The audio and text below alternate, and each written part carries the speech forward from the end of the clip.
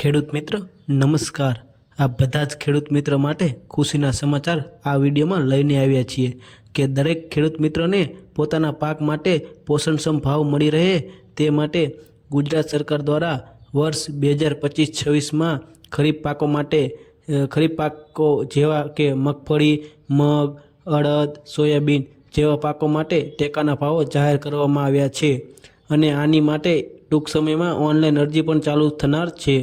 ખેડૂત મિત્ર, આપણે આજના વિડીયોમાં માહિતી મેળવીશું કે આ પાકોમાં ટેકાનો ભાવ કેટલો જાહેર કરવામાં આવેલ છે, આ ટેકાનો ભાવ મેળવવા માટે ઓનલાઈન નોંધણી ક્યારે કરવી, ક્યાં કરવી, આ અરજી માટે કયા કયા ડોક્યુમેન્ટની જરૂર પડશે તેની તમામ માહિતી આપણે આ વિડીયોની અંદર મેળવીશું। તો ખેડૂત મિત્રો, જો તમને અમારા વિડીયો અને માહિતી સારી લાગતી હોય તો અમારી આ ખેડૂત સાથી ચેનલને સબસ્ક્રાઈબ કરો।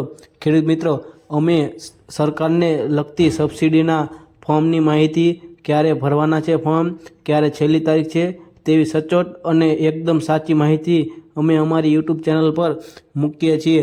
તો ખેડૂત મિત્રો, જો તમને માહિતી સારી લાગતી હોય તો આ ચેનલને સબસ્ક્રાઈબ કરો, લાઈક કરો, શેર કરો। ખેડૂત મિત્રો, અને જો તમને વિડીયો સારા લાગતા હોય તો નીચે કમેન્ટમાં જે તમને હવે વિડીયો જોતા હોય તે લખજો। તો ખેડૂત મિત્ર, વર્ષ 2025-26માં ખરીફ પાકો માટે ટેકાના ભાવો કેટલા જાહેર કરવામાં આવેલ છે તેની વિસ્તૃત માહિતી જોઈએ તો ખેડૂત મિત્ર, આ વિડીયોને અંત સુધી જોવાનું ચૂકશો નહીં। ખેડૂત મિત્ર, જો આગળ વાત કરીએ તો મગફળી માટે ₹7,263 પ્રતિ ક્વિન્ટલ જાહેર કરેલ છે। ઉપરાંત મગ માટે ₹8,768 પ્રતિ ક્વિન્ટલ જાહેર કરેલ છે। અડદ માટે ₹7,800 પ્રતિ ક્વિન્ટલ જાહેર કરેલ છે। સોયાબીન માટે ₹5,328 પ્રતિ ક્વિન્ટલ માટે રૂપિયા જાહેર કરેલ છે।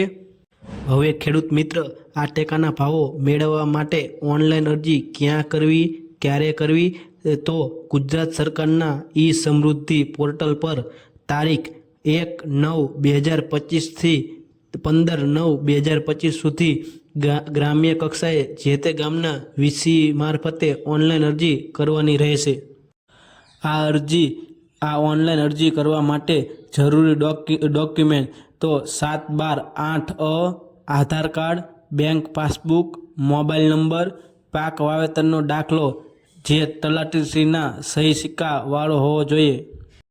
ખેડૂત મિત્ર, આ ઓનલાઈન અરજી થઈ ગયા પછી જે તે ડોક્યુમેન્ટ છે તે ડોક્યુમેન્ટ તમારી પાસે જ રાખવાના રહેશે અને જ્યારે તમારો વારો આવશે અથવા તો જ્યારે પાકની લેવાની શરૂઆત થશે ત્યારે તમારા ફોનની અંદર મેસેજ આવશે। ત્યાર પછી તમારો વારો આવે ત્યારે તમારે જે તે નજીકની મંડી અથવા તો કે માર્કેટિંગ યાર્ડમાં જઈને તમારો પાક વેચાણ કરવાનું રહેશે।